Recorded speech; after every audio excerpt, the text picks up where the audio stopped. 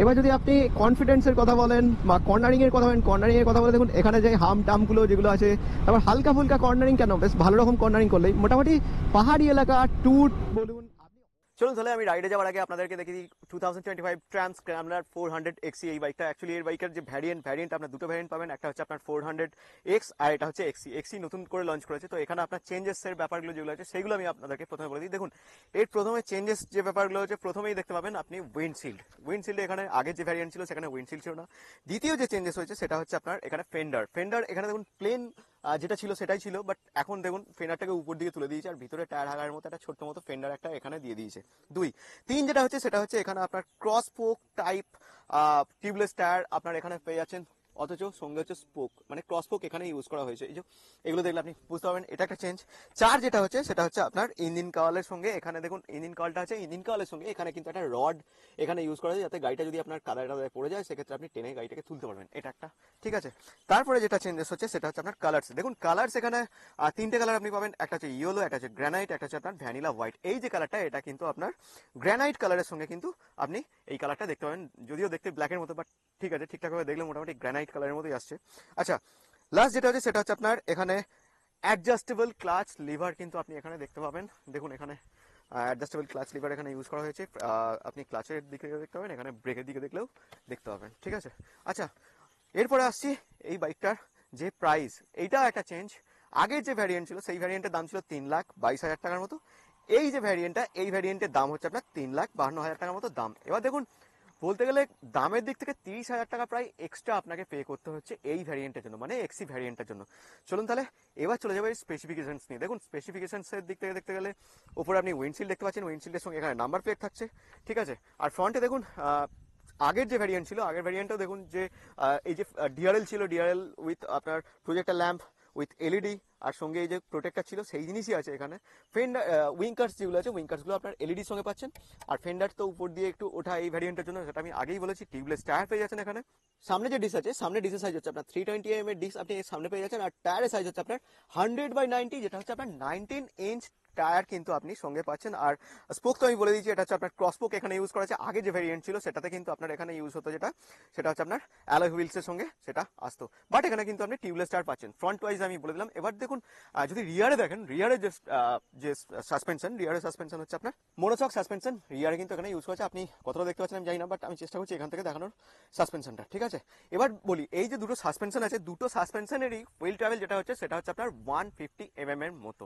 পিছনে যে ব্রেক আছে, পিছনের ব্রেকটা দেখেনি, পিছনের ব্রেকের যে সাইজ, পিছনের ব্রেকের সাইজ হচ্ছে আপনার 230 এর পিছনের ব্রেকের সাইজ। আর পিছনের যে টায়ার, এমআরএফ এর টায়ার, এমআরএফ থেকে প্রডিউস করা যায় টায়ারটা, এটা টিউবলেস টায়ার ক্রসপোক হুইলসের সঙ্গেই আপনার এসেছে। এটা হচ্ছে আপনার 140/80 রেডিয়াল টায়ার কিন্তু আপনার এখানে ইউজ হয়েছে, যেটা হচ্ছে আপনার 17 ইঞ্চ রেডিয়াল টায়ার কিন্তু আপনার এখানে ইউজ করা হয়েছে।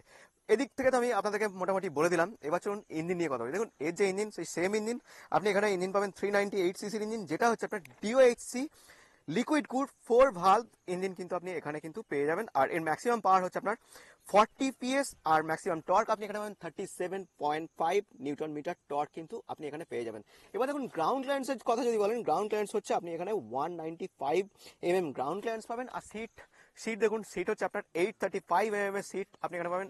যদিও সিটটা এখানে স্প্লিট সিট ইউজ করেছে, বাট এই বাইকটা হচ্ছে যেহেতু স্ক্র্যামলার বাইক, আপনি এখানে অফ রোড অন রোড দুটোই করতে পারেন, প্লাস হচ্ছে ট্রাভেলের জন্য এই বাইকটা ঠিকঠাক মোটামুটি। তো সেজন্য সিটটা স্প্লিট হলেও মোটামুটি প্লেন সিটের মতোই দেখতে, বাট সিটের যে কমফোর্টনেস বেশ ভালো। আমি অ্যাজ এ পিলিয়ন রাইডার যখন এসেছি তখন কিন্তু বেশ ভালোই লেগেছে as a pillion rider, but যখন আমি রাইড করতে হতো আমি আপনাদেরকে বলবো যে ফ্রন্টের যে সিট আছে, ফ্রন্টের সিটটা কেমন। ঠিক আছে, সিট নিয়ে তো মোটামুটি যা আমি আপনাদেরকে বলে দিলাম, বাট হ্যাঁ আমি আপনাদেরকে এখানে একটা জিনিস দেখাচ্ছি যে আপনার হাইট ওয়াইজ কেমন কি হবে। আচ্ছা আমি প্রথমে 5 ফুট 5 হাইট দিয়ে আপনাকে আমি দেখাচ্ছি। দেখুন 5 ফুট 5 হাইট, অর্থাৎ সিটের যে দিয়ে সেটা হচ্ছে আপনার 835 এর মতো মোটামুটি। দেখুন চন্দনের হাইট হচ্ছে কিন্তু 5 ফুট 5, তার সত্ত্বেও চন্দন কিন্তু বাইকটা মোটামুটি হ্যান্ডেল করতে পারছে। আপনি যদি বুট পরে থাকেন 5 ফুট 5 হাইট হলেও মোটামুটি হ্যান্ডেল করতে পারবেন। ঠিক আছে, এবার আমি যদি 6 ফুট হাইট দিয়ে দেখাই, দেখুন আমি 6 ফুট হাইট ওয়াইজও আপনাদেরকে দেখাচ্ছি। অরিন্দমদার হাইট হচ্ছে আপনার 6 ফুট, প্রায় 6 ফুট 1 ইঞ্চির মতো। দেখুন 6 ফুট হাইট ওয়াইজ দেখুন একদম ঠিকঠাক দুদিক থেকেই পা কিন্তু পাওয়া যাচ্ছে মাটিতে। ঠিক আছে, তো এটা নিয়ে আমি বলবো আপনার হাইট লাস্ট যদি আপনি 5 ফুট 5 পর্যন্ত হয়, মানে মোটামুটি আপনি বাইকটাকে হ্যান্ডেল করতে পারবেন। ঠিক আছে, কিন্তু আমার মনে হয় যে 5 ফুট 7 হাইট হলে ঠিকঠাক আসবে মোটামুটি। আমার হাইটও কম, 5 ফুট 5 এর মতো। হ্যাঁ, এখানে আপনাদেরকে আরেকটা কথা বলে দিই, এখানে চেঞ্জেস আরেকটা ব্যাপার। যে ওয়েটটা ছিল না, আগের যে বাইকটার ওয়েট ছিল, ধরুন আগের বাইকের ওয়েটের থেকে এই বাইকটার ওয়েট কিন্তু 5 কিলোর মতো বেড়ে গেছে। এটার ওয়েট হচ্ছে মোটামুটি 190 কিলোর মতো ওয়েট কিন্তু আপনি এখানে পেয়ে যাবেন। ঠিক আছে, চলুন সিট দেখালাম, সিট হাইটও দেখালাম, সবকিছু দেখালাম। চলুন এবার রিয়ারের দিকটা দেখা যায়। রিয়ারের দিক থেকে দেখলে এদিকে আপনি গ্র্যাডুয়াল হ্যান্ডেল বার পাচ্ছেন, এদিকে আপনি যে টেল ল্যাম্প আছে, টেল ল্যাম্প দেখুন এখানে এলইডি টেল ল্যাম্প পাচ্ছেন, সঙ্গে হচ্ছে উইঙ্কার্স পাচ্ছেন। উইঙ্কার্স হচ্ছে আপনার এলইডি সঙ্গে আসছে। নাম্বার প্লেটও আপনি এখান থেকে দেখতে পাচ্ছেন। এখানে নাম্বার প্লেট অ্যাড করতে পারেন। রিফ্লেক্টার সাইডে পাচ্ছেন। সারি গার্ড দেখুন এখান থেকে। আর কিছুটা এখানে বাইকটা নিয়ে আসার সময় কাদা হয়েছে বৃষ্টির সময় এখানে, তো সেজন্য মাফ করবেন, একটু নোংরা হয়ে থাকতে পারে। বাট সাসপেনশনটা আমি আপনাদেরকে এখান থেকেও একবার দেখিয়ে দিচ্ছি। দেখুন সাসপেনশনটা এখান থেকে দেখতে পারেন। ঠিক আছে, অ্যাডজাস্টেবল সাসপেনশন এখানে ইউজ করা হয়েছে। টায়ার হ্যাগারটা একটু ছোট আছে, বাট ঠিক আছে, ঠিকঠাক। আর এখানে ভাইব্রি ব্রেক ক্যালিপারও আপনি এখান থেকে দেখতে পাবেন। ফ্রেম দেখে নিন এখান থেকে। এবার যে গিয়ার লিভারটা সেটাও দেখুন, গিয়ার লিভারের যে পজিশন, এটা আপনি 6 স্পিড গিয়ার বক্সের সঙ্গে পাবেন। এখানে ট্রাম্পের যে লোগো সেটাও আপনি এখান থেকে দেখতে পাচ্ছেন। টিআর সিরিজ 400 সিসির যে ইঞ্জিন, সেটাও আপনি এখান থেকে, লোগোটাও আপনি এখান থেকে দেখতে পাচ্ছেন। ঠিক আছে, তো এবার চলুন ফুয়েল ট্যাঙ্ক নিয়ে কথা বলি। দেখুন ফুয়েল ট্যাঙ্ক হচ্ছে আপনার এখানে 13 লিটার ফুয়েল ট্যাঙ্ক এখানে ইউজ করা হয়েছে। দেখুন গ্রানাইটের সঙ্গে, গ্রানাইট কালারের সঙ্গে দেখুন এখানে রেড গ্রে আর রেড এর সঙ্গে কম্বিনেশন এখানে রয়েছে। আর ফুয়েল ট্যাঙ্কটা মোটামুটি দেখুন ট্রাম্পের যে লোগো সঙ্গে হচ্ছে আপনার E20 সঙ্গে পাচ্ছেন। তো মোটামুটি প্লেনের সঙ্গে এখানে লোগো ফুয়েল ট্যাঙ্কটা আছে। সাইডে দেখুন ট্যাঙ্ক প্যাডও আপনি এখানে পেয়ে যাবেন।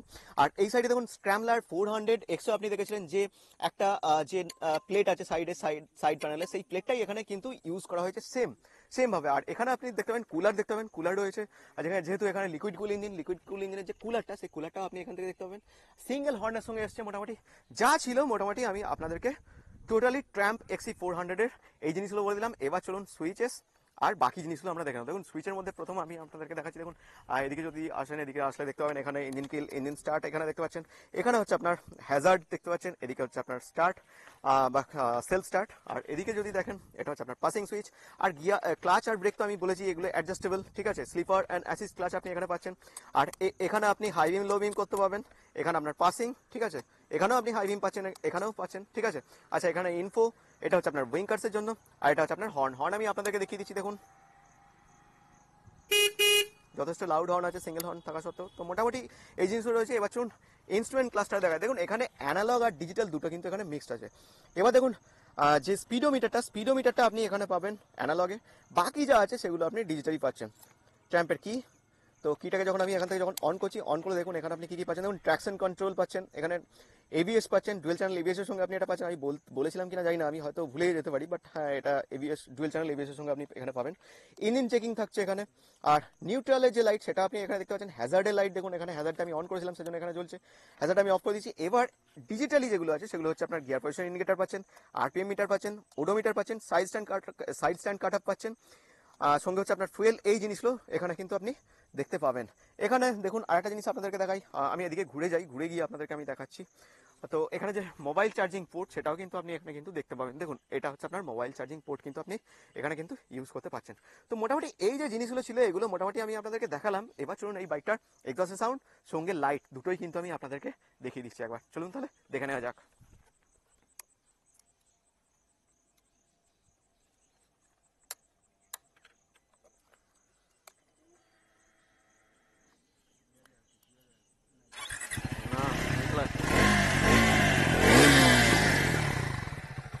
এক্সস্ট সাউন্ড, আচ্ছা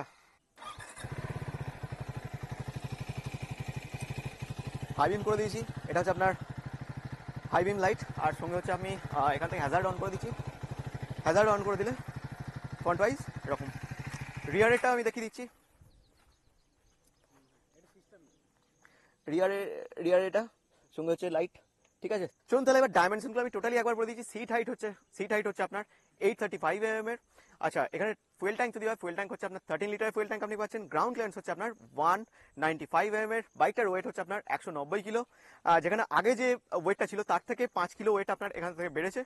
তো আর যদি মাইলেজের কথা বলেন, মাইলেজ মোটামুটি কোম্পানি ক্লেম করছে যেটা, সেটা হচ্ছে মোটামুটি ওই 27 এর মতো মাইলেজ আপনি পাবেন। মানে আপনাকে ধরে রাখতে হবে মোটামুটি ওই 25-25-এর মতো মাইলেজ আপনাকে ধরে রাখতে হবে। ঠিক আছে, এখানে আর একটা কথা বলে দিই, সার্ভিসিং এর ব্যাপারটা হচ্ছে আপনার 16,000 কিলোমিটার নয়তো 1 বছর মোটামুটি আপনাকে বাইকটা রাইড করতে হবে, তারপরে আপনি সার্ভিসিং মোটামুটি তারপরে পাবেন। ঠিক আছে, তো মোটামুটি ট্র্যাম্পে যা ছিল মোটামুটি আমি আপনাদেরকে বলে দিয়েছি। চলুন তাহলে এবার এই বাইকটা নিয়ে আমরা রাইডে যাই, তারপর আমি আপনাদের সাথে শেয়ার করবো এই বাইকটা রাইড করে আমার কেমন লাগলো। চলুন তাহলে রাইডে যাওয়া যাক। রাইড তাহলে শুরু করছি। আর ট্রান্স স্ক্র্যামলার 400 XC যাতে আমি আপনাদের সাথে শেয়ার করবো বাইকটা চালিয়ে আমার কেমন লাগলো। ঠিক আছে, চলুন তাহলে শুরু করা যাক। হাইট ওয়াইজ আমি প্রথমে বলে দিই যে আমার হাইট হচ্ছে 5 ফুট 5, 5 ফুট 5 ওয়াইজ একটু হাইটের প্রবলেম হচ্ছে, বাট ঠিক আছে, মোটামুটি চালাতে চালাতে কমফোর্ট হয়ে যাবো। গ্লাসটা আমি নামিয়ে নিই প্রথম।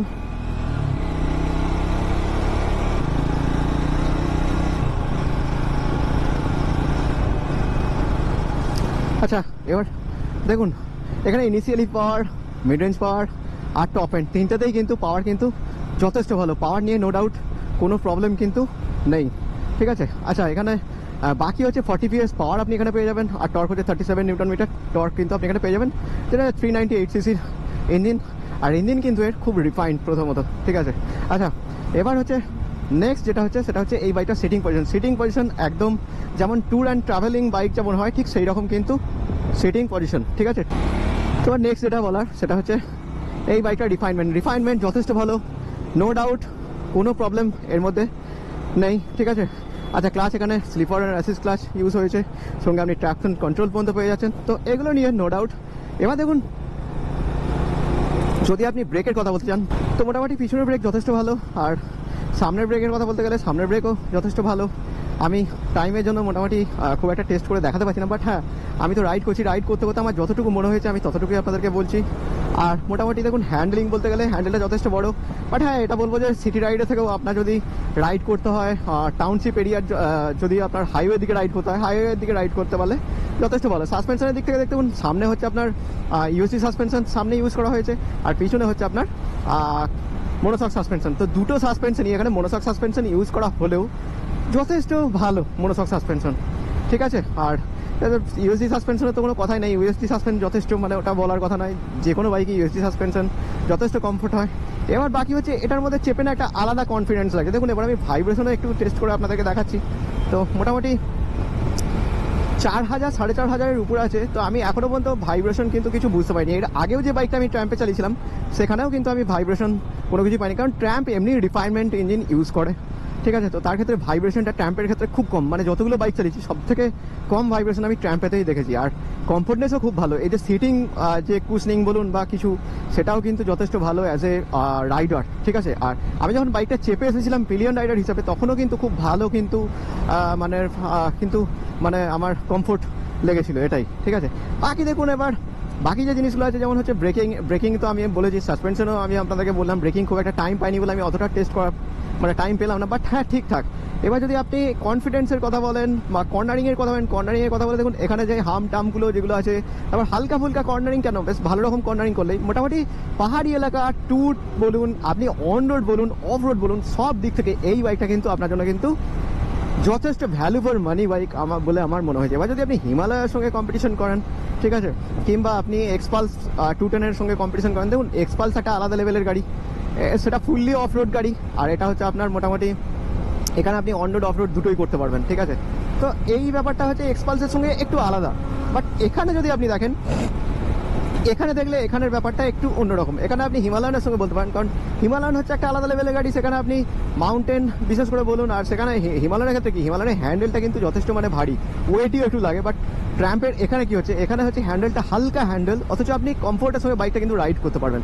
এই জিনিসগুলো বাইকগুলোর মধ্যে রয়েছে। কনক্লুশনের মধ্যে তো আমার মোটামুটি এগুলোই লাগলো। এবার মাইলেজের কথা বলতে দেখুন, হিমালয়ানেরতেও আপনি সেই 25 to 30 এরকমই মাইলেজ পাবেন, এখানের ক্ষেত্রেও তাই 25 to 30-র মতো মাইলেজ কিন্তু আপনি এখানে পাবেন, ঠিক আছে। তো এই ছিল মোটামুটি স্ক্র্যাম্বলার 400 XC এই বাইকটার মধ্যে তফাৎ যা ছিল মোটামুটি আমি আপনাদেরকে বলে দিলাম, ঠিক আছে। চলুন তাহলে দেখা হচ্ছে আবার একটা নেক্সট ভিডিওতে। চলুন তাহলে আজকের মতো এখানেই শেষ করছি।